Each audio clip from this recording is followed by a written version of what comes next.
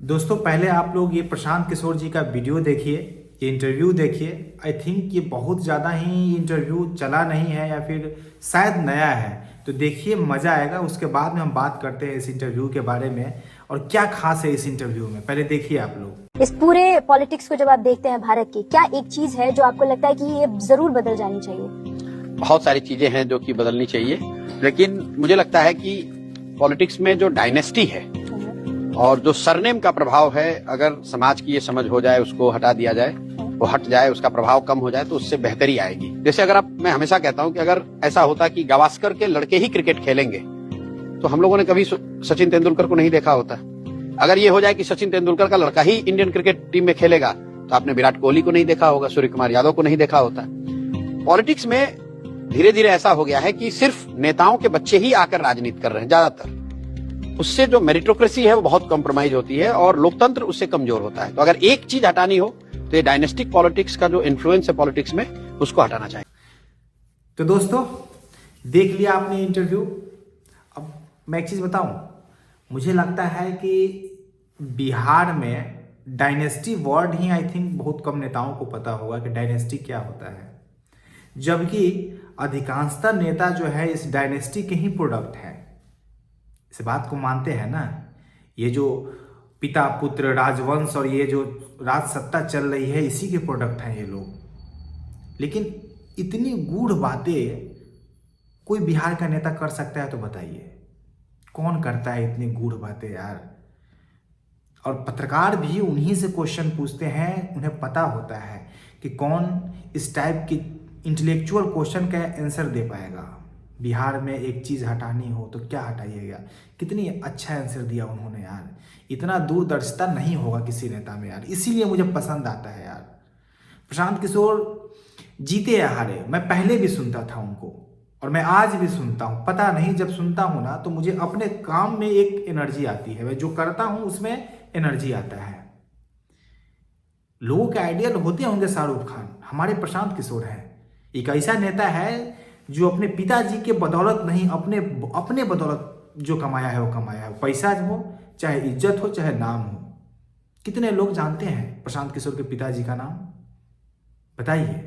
आज किसी भी बिहार के नेता का आप उठा लीजिए, जो भी आज के डेट में कौन है, तेजस्वी यादव, लालू प्रसाद यादव, चिराग पासवान, स्वर्गीय रामविलास पासवान, समझ रहे ना।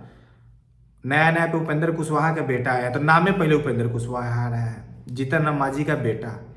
एक भी ऐसे आप नेता का नाम बता दीजिए जो नया जनरेशन का बोल रहा है।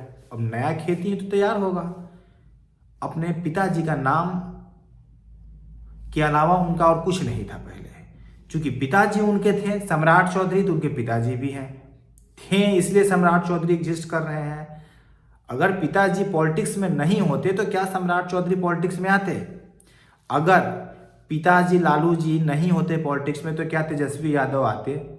अगर पिताजी रामविलास पासवान नहीं होते पॉलिटिक्स में तो चिराग पासवान पॉलिटिक्स में आते क्या? भाई वो तो बॉलीवुड में गए थे, वहां भी फ्लॉप हो गए थे। प्रशांत किशोर एक ऐसा नेता है, वो फ्लॉप हो के बिहार में नहीं आया है, वो हिट हो के बिहार में आया है।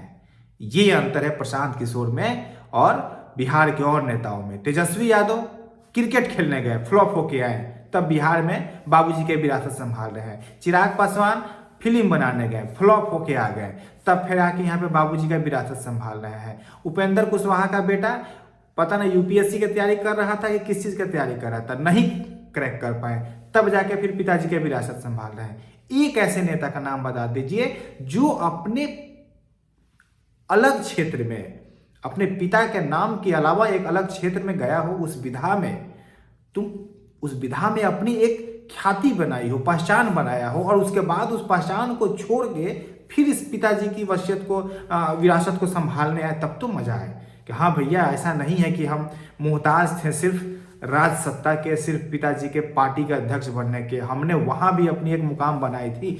अगर चिराग पासवान बॉलीवुड में एक बहुत बड़े एक्टर बन के फिर वापस बिहार में आते तो शायद उनके लिए दिल में यह इज्जत और ज्यादा होती। अगर तेजस्वी यादव क्रिकेट में बहुत ऊंचा नाम करते और फिर रिटायर होके तब आते बिहार पॉलिटिक्स में, तब उनके लिए सम्मान ज़्यादा होता। लेकिन दोनों तीनों जो है फ्लॉप हो के आखिर में सारे फ्लॉप नेता है सब। और अकेला प्रशांत किशोर है जो अपने पिताजी के विधा से अलग अपना नाम बनाया, अपना इज्जत बनाया, अपना पैसा बनाया और उसके बाद बिहार आया। तो कैसे नहीं हम उनको माने, कैसे नहीं उनको हम फॉलो करें, आप लोग बता दीजिए। कितनी बड़ी बात बोले उन्होंने प्रशांत किशोर ने कि गावस्कर का बेटा ही अगर क्रिकेट खेलते तो सचिन तेंदुलकर कहां से आते।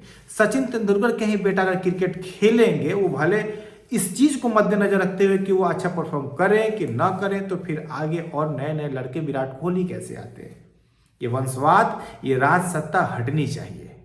राजा का बेटा ही राजा नहीं होगा, ये सिर्फ फिल्मों की डायलॉग नहीं, इसे बिहार में हकीकत में उतारना पड़ेगा, तभी बिहार का विकास होगा। बाकी आप लोग मेरी बातों से सहमत है कि नहीं, ये मेरी बात नहीं है, ये प्रशांत किशोर की बात नहीं है, ये बिहार की बात है, ये बिहार की सफलता की कुंजी है। आप लोग इस सफलता की कुंजी से सहमत है कि नहीं, जरूर कमेंट करके लिखिए। जय बिहार, जय जय बिहार।